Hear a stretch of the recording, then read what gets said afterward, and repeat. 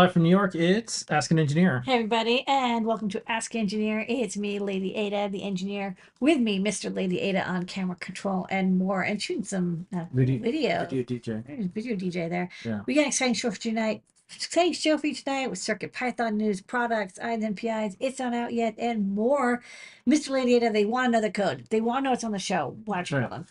On tonight's show, the code is CSI DSI, 10% off the native restore all the way up to midnight. Or when I remember to turn the code off, gets you 10% off. And also, we have some free stuff, but things are changing, so pay attention as we dive into that and more.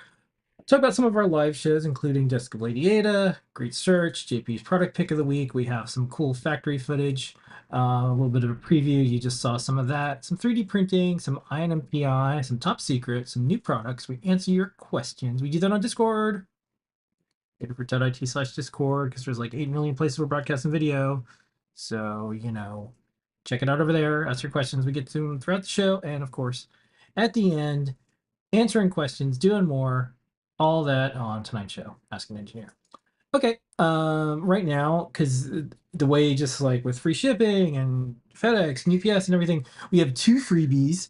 So when you add stuff to your cart and you use CSI DSI, this is what you get for free. Okay, you will get a $2.99 or more, you get a free Circuit Playground Express. We still have that one, and then at $149 or more, we still have the KB 2040. Yeah. We're out of Perma Protos, and there's no free shipping because we don't have UPS at this time because we are Yeah. we Okay. were well, whatever, the Yeah. UPS strike. Maybe we turned off UPS temporarily, in case it didn't work out, that Yeah. they would be back in business. Yeah. I'll let everybody know. So, leading up to the possible UPS strike, which looks like until like yesterday it was going to happen, we wanted to make sure we had another shipping option, so we added FedEx, and we're about to probably make a decision: which one do we keep, which one do we do?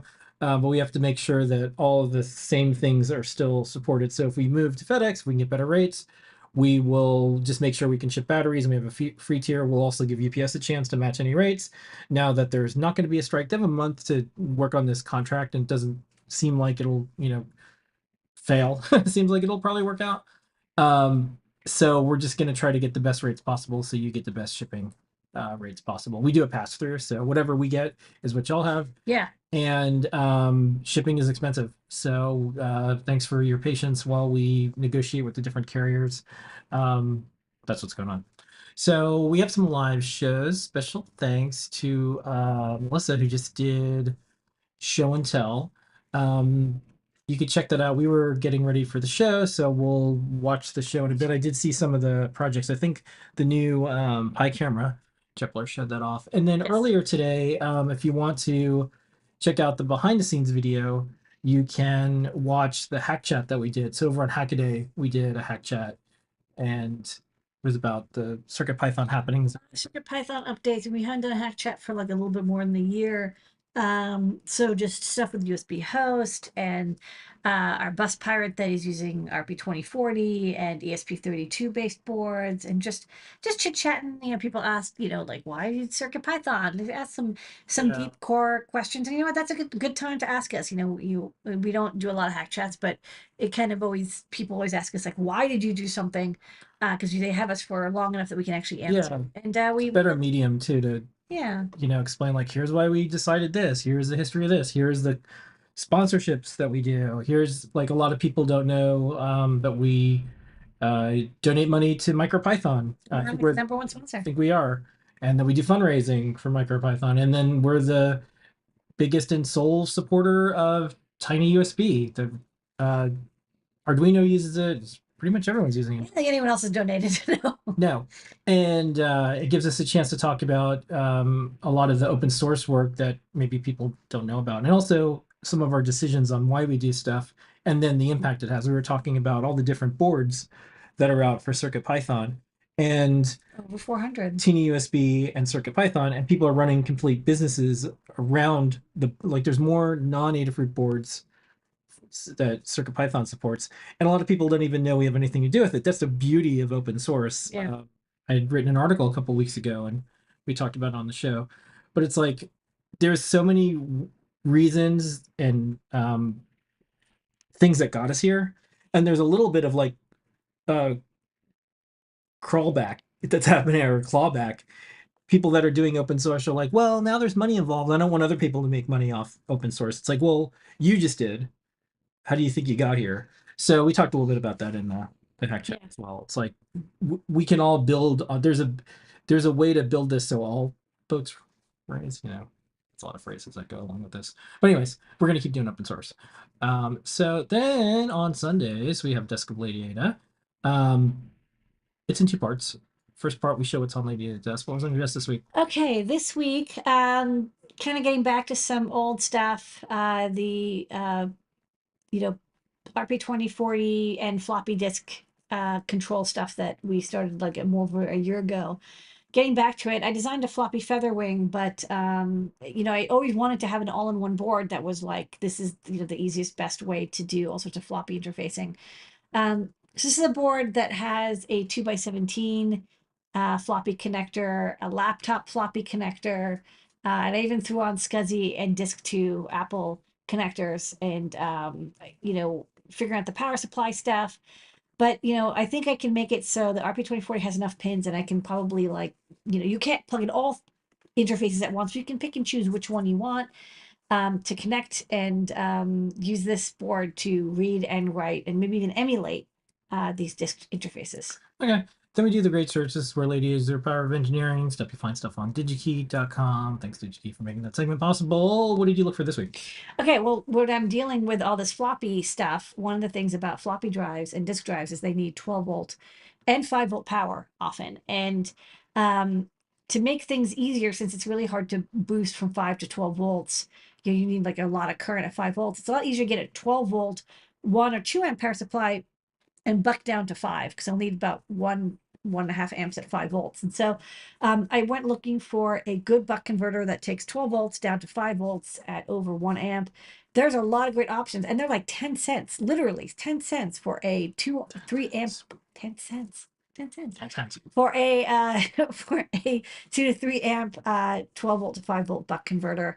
All you need is an inductor and a couple passives, and you're good to go. They even have, they're synchronous. They even have the transistor and freewheel diode inside. Yeah. And for the people that are really into like retro hardware and archiving, you're going to be really happy because this is probably the best only Open source. completely open source way. Not open. Yeah, not yeah. That will allow people to copy floppies and do archival stuff, and no strings attached, no rug pull. One thing, you know, as I'm getting older, like I'm not gonna do a rant every week, but there does seem to be something going on where there's gatekeeping in various communities too. So there's people that are like, oh, you want to do retro stuff? Well, you're doing it the wrong way. And by the way, here's a closed source thing that I'm calling open, and I'm gonna like terrorize you on Twitter, and so, like it's broke. There's some broken parts of this like archive world, and I think we can help by just making something for the people, not the folks who want to like hide the stuff. Yeah. Like the users is like the most important thing is like how do you get people to making sure the most stuff possible? And so that's what this floppy thing is. Hopefully we'll have something more to show soon. Yeah, I mean, it's just I'm starting. I mean, like next is the eFuse, and I have to, the thing that's going to be a little fun is how to wire up all these different interfaces. They're 5 volts, and so I have to go through a 5-volt shifter, and making sure like some of them have to have the pins in a certain order, and I'm going to use the PIO for some of them, and I'll figure it out. There's Question from the chat: do you think it'll be possible to put a CircuitPython like main.py on a floppy drive and run it off a floppy drive? Oh, absolutely. I think we can already do that. Yeah. Yeah, we already have that ability. Yeah. So it'll be neat when you like. You can't. I don't believe we can write to floppy. It'll be neat when you we can read from the floppy. You'll run main.py and it'll go. You can. Yeah, that actually does work. I don't know that. I mean, I've not run it, but I've read files from it. There'll be some fun Python. You can mount it as a storage device in CircuitPython. Yeah, this is gonna be super hilarious. This is gonna be super cool. So we're looking forward to that because we think there's a lot of folks that want to get into this, but some of this archive world is a little intimidating and hard to navigate. Yeah, I'm just going to try to make the easiest, best thing that'll last a long time so that we aren't constantly reinventing and doing this closed source. stuff with it's like everyone comes along and is just like, I'm gonna make a better like archiving thing and I'm gonna do it open, and then they actually do it and they're like, I'm not opening it. So I'm gonna actually, you know Yeah. me, I always post the files. Yeah. All right. And then there's JP's product pick of the week, broadcast live from the product page. Here we go. It is the Prop Maker Feather RP2040. This is an all-in-one solution. So this is the microcontroller right there. You can see it's the RP2040. And this then has the onboard accelerometer. It has a NeoPixel driver. It has the I2S amplifier. We have an input for a button. And one of the things you'll notice is that we now have built onto here a really nice, neat set of screw terminals. No soldering required. This has the Prop Maker Feather. Wired to it, I have a servo, speaker, and I have a NeoPixel strand, and all of that is just screwed right in. And sweeping of this servo here, rainbow NeoPixels running here, and then I have a button, some plug-in wiring that will allow me to adjust color of the NeoPixels. It is the Prop Maker Feather RP2040. All right, and JP's workshop is tomorrow. And then big news, we have deep dive every single week where you can look at the innards of Circuit Python. Scott will be returning. That's right, the return of Scott. Maybe not for the entire duration of the show, but at least for a chunk of it. Special thanks to Tim, who continues to do the deep dives and also some of the Saturday sessions. This will be fun. I'll be tuning in. Welcome back, Scott. Yay. Speaking of Python, got some Python on hardware stuff going on. Some good stuff this week. Yeah, some good stuff. Let's good stuff every week. Yeah, let's start off. We'll come back to kind of the lead story, which is Scilabs introduced support for CircuitPython. That's going to be kind of our lead story. We just finished up the hack chat, mentioned that earlier. Open source, if you want to look at some of the coverage, there was an event out in San Francisco that's like Maker Faire like. There was a lot of cool projects using Adafruit stuff and CircuitPython. I think that there's like the prop maker community, like it's starting to like intersect a little bit where there, because like it's like Adam Savage world, and there's like it's like YouTube social media maker. Yeah, there's definitely like, oh, these are more for the audience was more of like the YouTubers that were like building props and things. Like if you're a YouTuber, you're doing lots of things like, oh, this movie just came out, we built a thing that's kind of like it. So kind of neat. Check out some of the coverage that's around the web, but also Maker Melissa went, and you can check out some of the things that Melissa saw there. Lots of different projects. You can check out Todd's latest with some CircuitPython synth.io tricks. There's a MicroPython class for Arduino. We are merging support for this board on CircuitPython as well. It's like happening today. Yeah, one of the latest boards from Arduino, a lot of CircuitPython support. But the big news, and you can check out all the different projects and more. The big news of the week was Scilabs now supports CircuitPython, and that includes boards from SparkFun. Yes. So that's their feather-like board. Yeah, that's the big tent that we like to build. So Scilabs now has CircuitPython support for a bunch of their boards. We have we put it all over our socials, but also it's in our press section. We'll play a video in a second, but Ladyada, why is this interesting? Why is this a big deal? What does this mean? Why should someone care? This is cool because first off, this family, which we covered on INMPI, I think 3 weeks ago. So if people want to see a more in-depth look into this chipset, it's a Zigbee, I believe also Bluetooth low energy chipset that can do Matter and Thread. And so if you want to do IoT projects and you want it to work with like the newest system that will now allow anything to work with anything, so you can work with Google or Nest or Alexa or Siri or HomeKit, now you don't have to worry about writing code for each platform if you're using Matter. Scilabs, the MG24 and other series chips do this. But one of the challenges was with these chips is that they're so advanced. Like, these are Cortex chips that have so much firmware that it's actually like compiling and uploading and doing the workflow can be a little challenging, which I think was CircuitPython is a great match for it. I think they haven't quite added wireless yet for CircuitPython, but they just released this, so I'm sure they'll add it later. But this is a totally new family of chips. Like, we've supported Espressif and Atmel microchip and RP2040. but this is the first time we were supporting Scilabs, and they have a huge amount of marketplace, especially for wireless chipsets. So it's really great to see that It's there's great for another family. So also for all of y'all out there, if you ever want to do anything with a Scilabs chip and you didn't know or was too intimidated, or is like it's okay, what am I going to do? If you do anything with CircuitPython, automatically works. Yeah. So they made a video. We're gonna play it.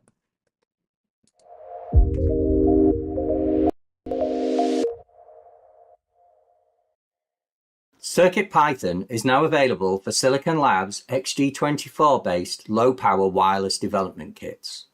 The low cost Thing Plus MGM 240p board from SparkFun provides an accessible starting point, with the quick connector providing the option to add a wide range of external devices. The XG24 Explorer kit from Silicon Labs is another entry-level board that features both quick and microbus expansion options. Finally, Silicon Labs XG24 Dev Kit comes with a wide range of sensors already on the board, making it an excellent platform for rapid prototyping. Once again, the quick connector allows the easy addition of other devices. CircuitPython is a beginner-friendly programming language that simplifies coding for microcontrollers. To get started, visit the CircuitPython download page. Then search for Scilabs to find and download the CircuitPython firmware for your board. To kickstart your development, you can clone the Silicon Labs CircuitPython applications repository on GitHub, where you'll find a growing number of example applications and instructions on how to get up and running. CircuitPython also comes with drivers for a wide range of third-party devices that can be easily connected to the XG24 boards. Visit the Silicon Labs CircuitPython application GitHub repository and start exploring the creative opportunities offered by CircuitPython for the EFR32 MG24 low-power wireless microcontroller from Silicon Labs.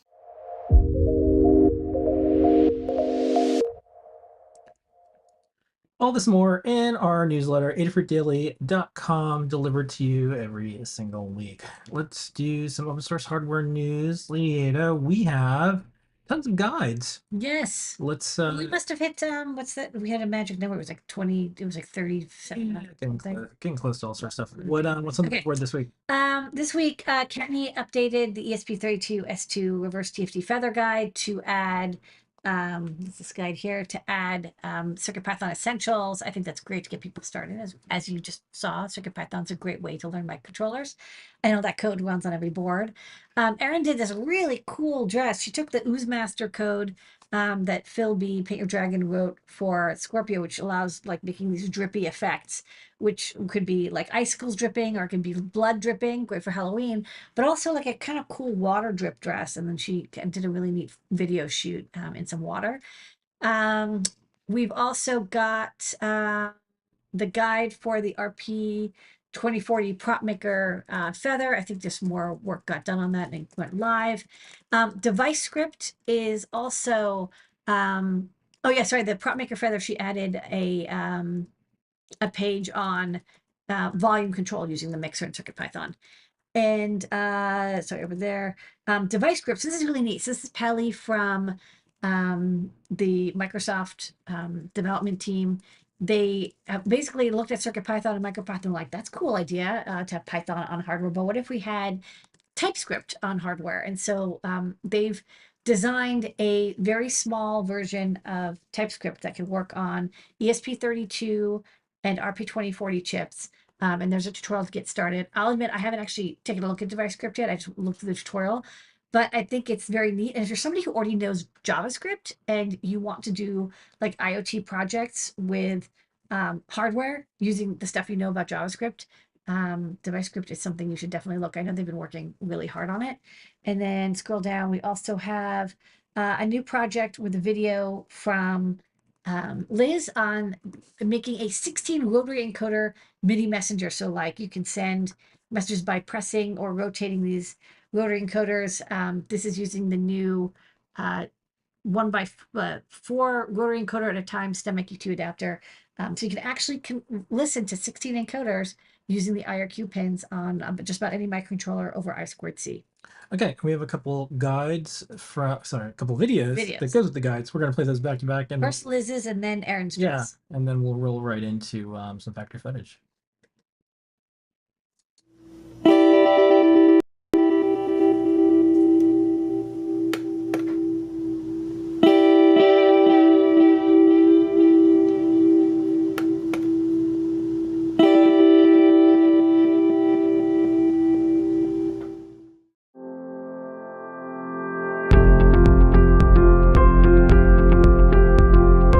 Welcome, my fellow makers, to a world where magic and technology intertwine. Today, we embark on a journey to build a dress that seems to shimmer and flow like a cascading stream, as if it were touched by enchantment.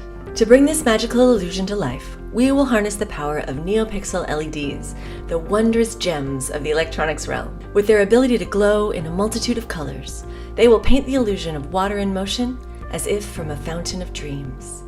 To command this luminous symphony, we turn to Arduino, the sorcerer's wand of the DIY world. With a dash of code, we will orchestrate the dance of the NeoPixels, making them flicker and flow, crafting an everlasting illusion of water in motion. Your quest begins at learn.adafruit.com. Unleash your creativity and weave the fabric of magic with NeoPixel LEDs and Arduino. Let this tutorial be your guide, and may it spark the flames of inspiration as you journey into the realm of enchanting DIY electronics.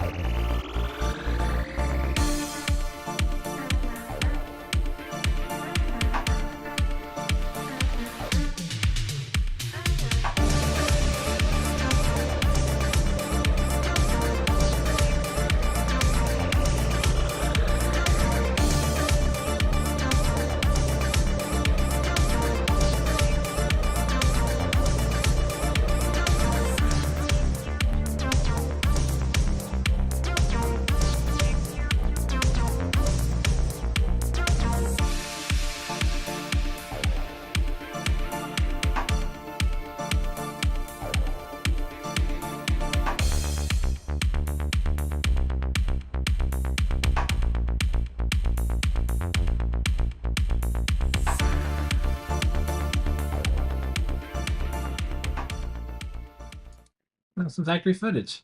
Let's do some 3D printing. We're just going to keep rolling right in because we got a lot of stuff to get through. We got to speed up. And we'll see you on the other side for some INPI.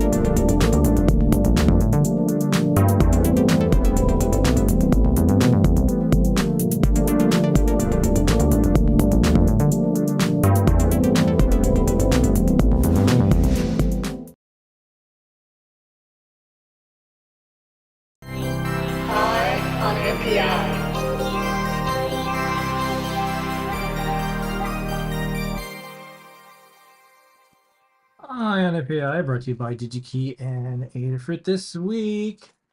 Arduino, yes. I'm so psyched to finally be able to have Arduino on INPI. It was a featured product set on digikey.com. If you ever want to see what I pick from, go to digikey.com/new. that's what I check every week when I have to pick something to highlight on INMPI. So this week we're going to be covering the new Uno R4 Minima and Wi-Fi. This is the Wi-Fi. This is the Minima. They're both Renaissance RA4M1 chipsets. There's actually, it turned out I didn't realize that the Portento is also Renaissance. So this is not the first Renaissance chipset from Arduino, but is the first one that is not the Pro Series, is from makers.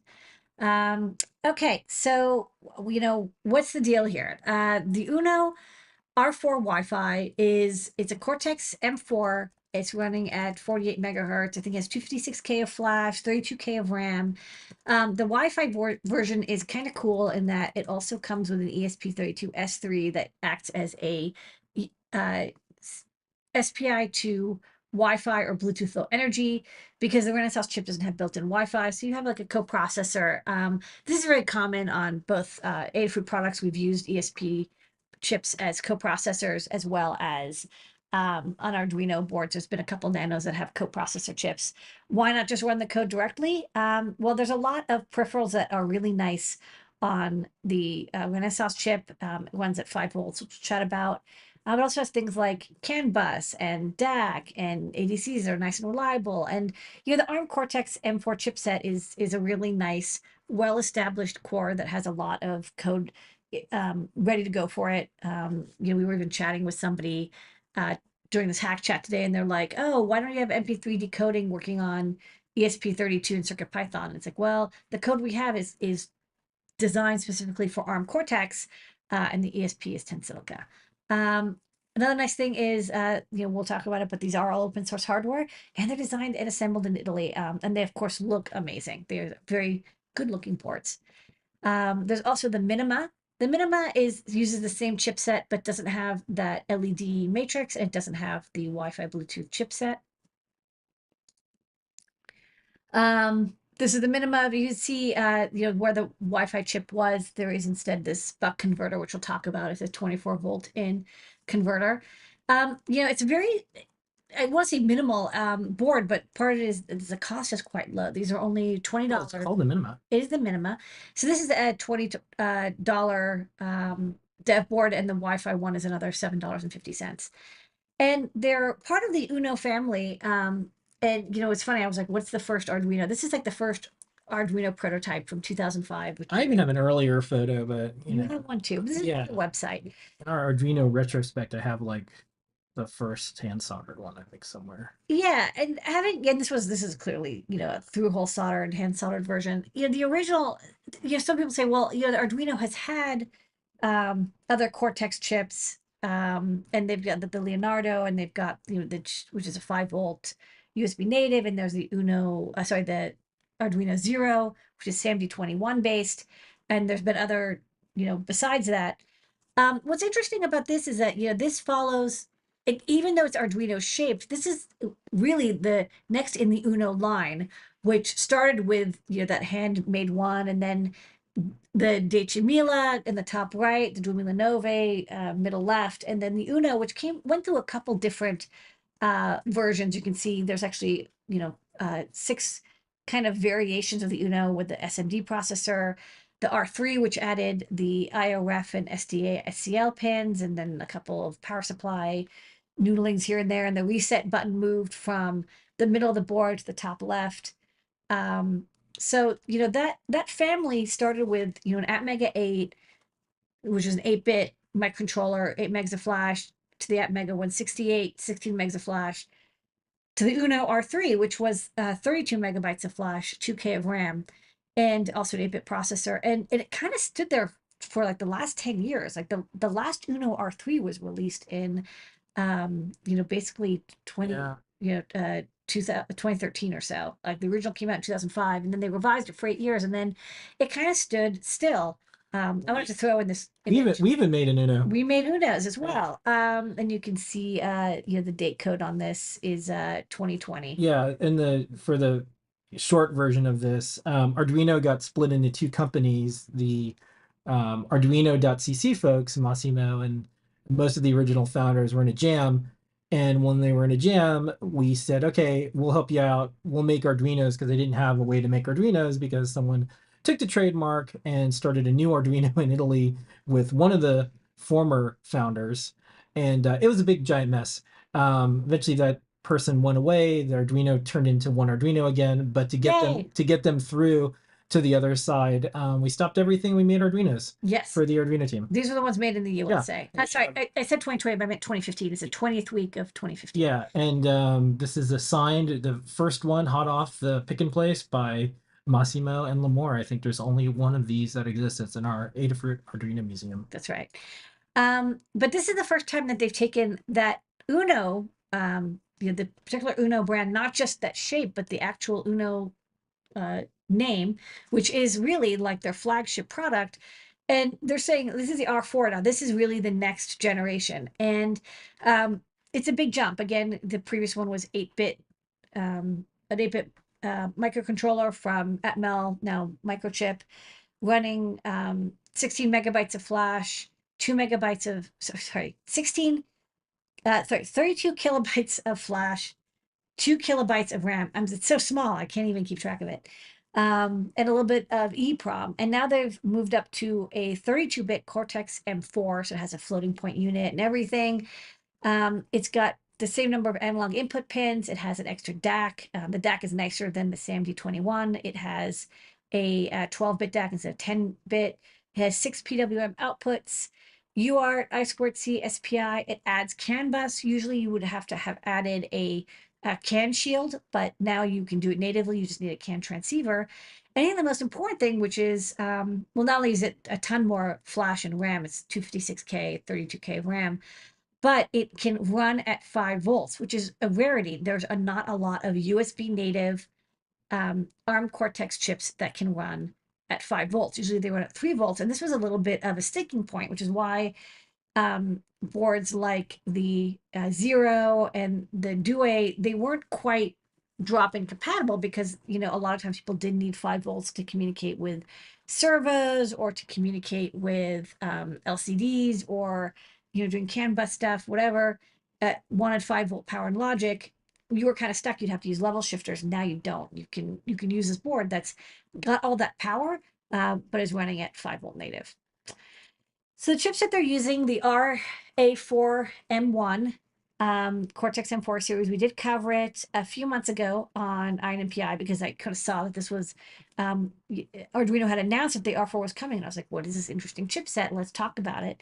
So if you want to go into more detail of the family and all the different specifications you can get with it, we covered, basically the whole data sheet, and all the peripherals available. Even there are also, another thing that's interesting now is, reminds me, the ADCs are 14-bit, not 12-bit. So you everything is just a little bit nicer than the SAMD21 or the Mega 328.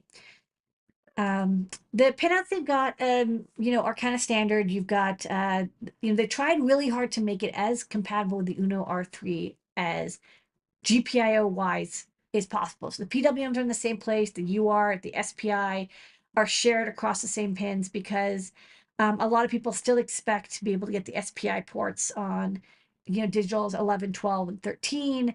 They expect A4 and A5 to also be I2C muxable. So, they did find some configuration that made everything work, but they also, of course, have the DAC, and they've got, CAN bus on, 2 or 3 of these pins. I'm sure you can select maybe which ones they are on. There's a JTAG debug port, but otherwise, the GPIO pin locations and functionality should be as close as possible. I'll say, there's going to be some things like if you're writing to the registers on the Mega directly, those aren't going to match up the same. And this is the Uno Wi-Fi. Ditto, the way that they got the matrix running, I'll show it in a bit, is there's just so many pins on that RA4M1 that they actually had extras to communicate with the because the original Mega 328 had 28 pins, and I think this one is a 44 pin. So had plenty of pins left over to use to communicate with the ESP Wi-Fi coprocessor and also control the LED matrix. Something that is interesting is they added a USB switch to select whether you want to communicate with the ESP32S3 or the um, R4. It's controlled by a GPIO pin, but apparently there's a jumper on the bottom as well. There's a level translator to talk to the ESP32 S3. The matrix is controlled directly by the Renaissance chip, which I wasn't sure about till I looked at this. This is the USB bridge. So interesting. I guess if you want to reprogram, one of the things that's an issue is if you have to want to reprogram the firmware on the S3, it is a little bit annoying to do because you have to create a software USB bridge, but this allows you to do it a lot more easier where you can then enumerate directly to the ESP32S3 with the built-in ROM bootloader, and you can, easily with ESP tool upload new firmware. And the LED matrix is Charlie plexed. So there's a bunch of LEDs. They do have a library, so if you're like, oh, how do I address all these different pins? That's taken care of. It is a monochromatic red LED display. You could probably do like 1 or 2 bits of PWM, but it's pretty much LED on or off. But they have a matrix driving library for you to use, as well as the Wi-Fi and Bluetooth also. There's a library to use that you can the example code for connecting to like their cloud service, and you could easily adapt existing Wi-Fi code from earlier Arduinos or from ESP32s to use the Wi-Fi version of the M4. And this is their core. So I kind of took a look around. The core has support for a variety of different chips. The RA6 is supported through the Portenta series, the RA4 through this Wi-Fi Minima. I saw a PR for the RA2 family as well. So I'm not even use the RA2. But it looks like they're actually doing a lot of development on this. Lots of activity in the Renaissance core, which is good. It means that you can expect this will be supported for quite a while. I like that it was like a standalone core. I'm pretty sure they're not using embed as the subset driver, and so the individual files for doing analog inputs and digital IOs, the code is all there in the cores directory, and then they also have libraries for all the peripherals for CAN bus. You can see Arduino CAN is included. Looks like they have free RTOS running underneath, SPI and mass storage and USB.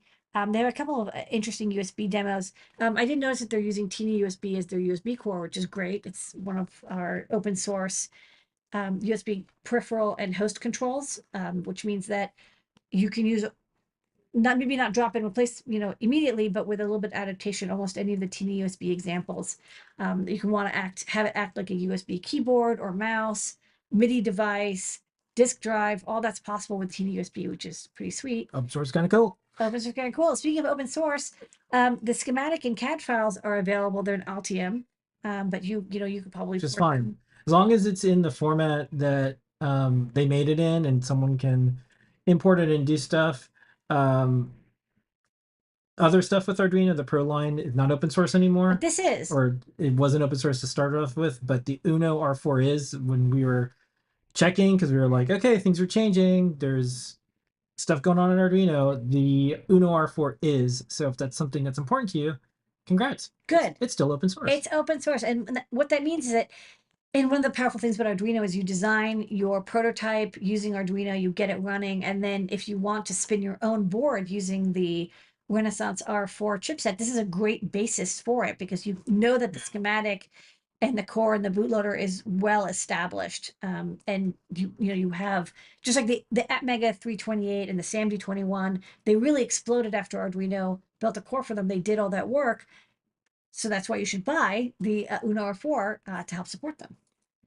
Available at DigiKey in stock. Lots of them are in stock. There's about 1,000 of each as of this videoing.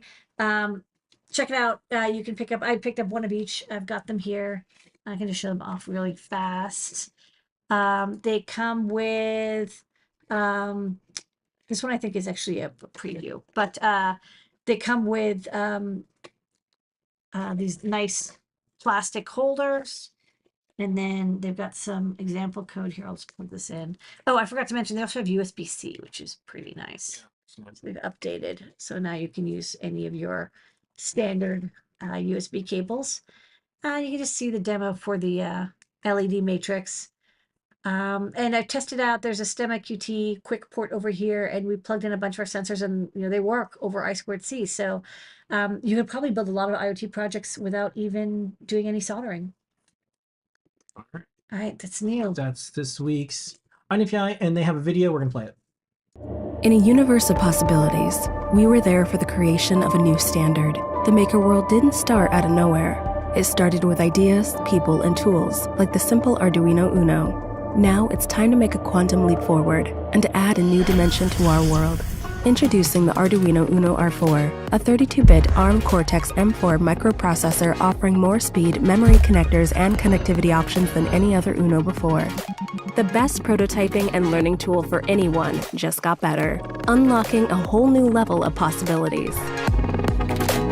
Ready to explore the new dimension of making? Let the stars guide you. All the work that we've done in the years before converges with the Uno. Uno is a very important design. It's probably one of the most copied designs in the world. Una roba incredibilmente hacker friendly, bellissima. The Uno R4 has definitely taken a leap forward to push new creative limits. O Arduino Uno R4 ele é um passo gigantesco em relação ao anterior, né, que todo mundo ama. Innanzitutto il cuoricino dietro saldato bombato è tipo bellissimo. Sobre la nueva placa de Arduino Uno R4 Wi-Fi podríamos destacar una infinidad de cosas super chulas que ya han sacado. The Uno turned makers into innovators over 10 years ago. Now the Uno R4 brings more power to them and to you. Forget any memory limitations. The Uno R4 Minima allows you to bring past projects into the future and empower the electronics you already have with unprecedented computing performance and voltage range. And to do even more, connect your creations. It's easy with the Uno R4 Wi-Fi and Arduino Cloud. Plants can ask for more water. You can check your doorstep from miles away, and intelligent devices can talk to you only when needed. Choose the best Uno R4 for your next idea, starting at $20. Join us on this new journey into the future. Arduino Uno R4, the new dimension of making.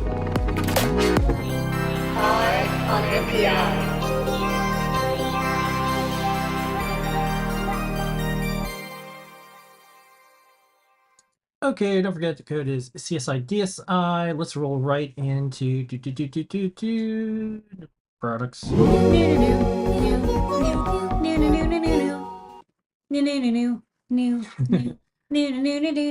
All right, so coming soon. Speaking of Arduino shaped things, we've got a Metro ESP32S3 with bucket load of flash and RAM.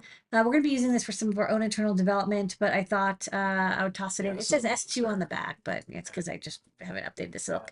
This is a prototype, but if people are interested, you can sign up and be notified when we do the final silk screen, final revision for this board.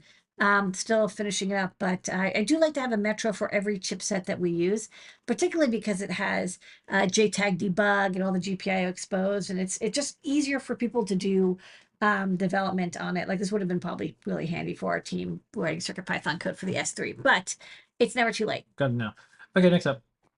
Next up, we have a new Leap Motion. This is the Leap 2, the second generation of it.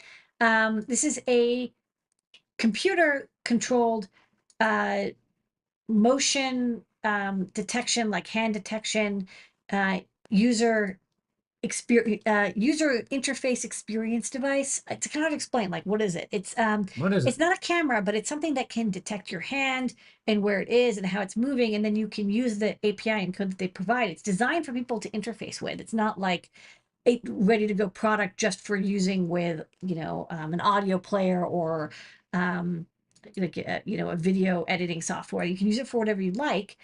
The previous version, was discontinued. We sold lots of them. Very handy for hackers who want to do hardware interfaces using hands and motion. And we do sell some gesture sensors, but they're not honestly that great. This is really designed specifically for gesture decoding and interfacing.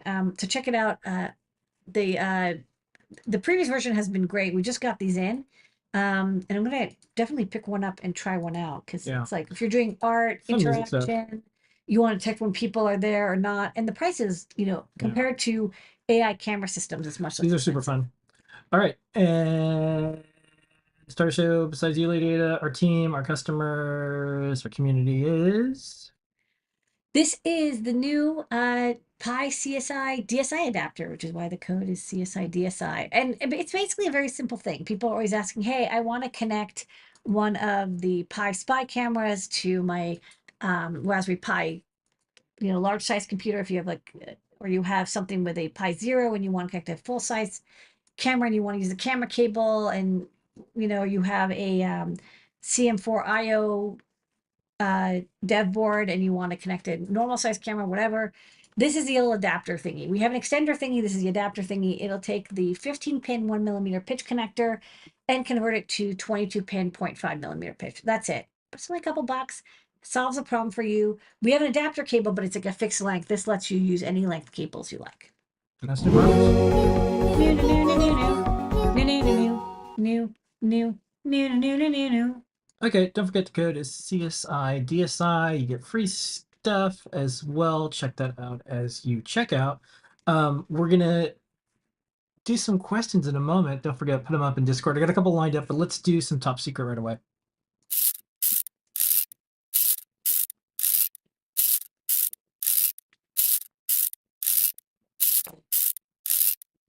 Okay, for top secret, we're gonna do breaking news. This Python camera, and then we're gonna talk about this RTK thing, and then I'm gonna show you a preview of a logo we're thinking of. Don't worry, we're not changing our logo to X. All right, Ladyada, what's this? This is me bringing up the Pi Camera S3. This is an ESP32 S3 now based camera board. You can see us in the viewfinder. It's got a wide angle camera, SD card, some ports, and stomach QT for expansion and battery stuff. I got to get this working. Reset button, on off switch, and a little viewfinder. So I can, and then on the back I've got a beeper and some control, up, down, left, right buttons. A little microphone that I haven't hooked up yet, but I thought could be kind of fun. And then, just testing out, taking photos and saving them. You can see here I've got a UI to change the resolution. So if I want to take some bigger high-res images, I can do that. Wow, to 1920. So this is the OV5640. So far, so good. Coming soon. All right, so this is the board. We're going to put that video up on socials later. Yeah, this was a little bit of a close-up we did. So this is a way early coming soon, but it's a... Yes, originally this was an S2, but for reasons we had to revise it to do the S3. But now we're back on track. So yeah, we always wanted to have a little camera that was programmable with Python. This might be the only fully open source camera. Yes. So yeah, the ESP32 S3 with plenty of flash and RAM, and then this OV5640, nice quality camera, and then TFT display, and you saw some buttons and a piezo, and we also have a battery. I gotta get the battery stuff working next. Yeah. And then we have an RTK board. Yeah, I mean, this is from years ago. This is like 2020. But I couldn't get RTK modules, and now they're available again. So I've ordered this RTK shield that I'll probably plug on top of the Metro ESP32 S3 to act as the Wi-Fi transport for the signal that comes from the RTK. You have to send the signal from the base station to the module and back to be able to calculate your exact location. We also have a logo. Thinking about this. Yes. So I was looking at this. It looks like pinpoint or pin paint, but it's supposed to be pinpoint, feather pinpoint, because it's like it's a pinpoint. Yeah. So we might go with that. We'll see. But that would be for this series. All the RTK boards, because what is no one knows what that is. What RTK? Real-time kinematics. Well, that really. Because you use it to pinpoint things. Yes. And that's top secret this week.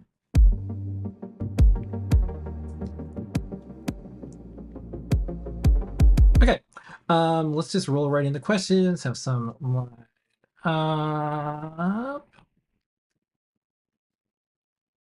Boop. So first up, I could probably answer this one. Are you going to build in the future something related to a more industrial and robust Arduino? Well, I would say that's it depends on what it is. Like, we have products that are used in space already. Like, you can do stuff. But the industrial, I would say, the term got misused for so long. Like They what? meant PLCs, and you should get a PLC. I mean, like you should get something where the company is like, "Hi, our thing is we guarantee Yeah. industrial uses." Like, why would you buy like your industrial robot from like a chick with pink hair? Like, crazy. I make hacking and making stuff. There's you want a PLC, you go to Siemens, you'll spend $3,000 and you'll get a sales rep, and Yeah, I do think there they'll is. take you through the whole project. Yeah, there is that is a different market, and if you look, Arduino, not too long ago announced like industrial. They want to go PLC. They want to go in that market. It's a different market. It's a closed source world. It's NDAs. It's app engineers. It's a very different world than what we play in. But I know our stuff is used in that world. But most of it's software because they need to get a lot of the sensors working. You also need to have this like programming language because people who program PLCs don't want to program. Yeah. Okay, how does the matrix work with only 8 milliamps per I/O pin? I think that's for the LEDs are very, very, very bright. 0603 LEDs can come now in like 400, 500 plus millicandela. So you only drive them with 1 milliamp a piece. And that's how you do it. Okay. Next up, will the Circuit Pirate definitely use the same 10-pin IDC the Bus Pirate uses, or something different? It should use the same one. Yeah, we have the same pinout. Okay. Or the same cable. Pinout's obviously different. It's a different chip. I'll just do our regular. We're still on track to get an AdaBox out because the chip shortage set us back a while, and everything. But we're still set to get one out, and then we have a bunch of surprises. We have a ton of AdaBoxes. I know I have so many designs that we're actually for parts. Yeah, you've heard it here first. I'll say we're also thinking of doing something so people can get more things in addition to a box every 3 months. We're thinking about other ideas too, because once we get back to shipping AdaBoxes, that's something that people really like, and we're trying to figure out, well, maybe there's something we can do more than just every 3 months, but we want to make sure that we deliver these AdaBoxes as soon as we can. So thanks for your patience. It's been terrible. It's been forever. It's been a long chip shortage. We're seeing the side effect of this is a lot of companies are really struggling. They were waiting for chips that never came, and they were centered around one particular chipset or one particular product. We went the other way. We decided let's redesign all of our products so we're not stuck again. We're up to like 400 redesigns, at least. Yeah, 403. No.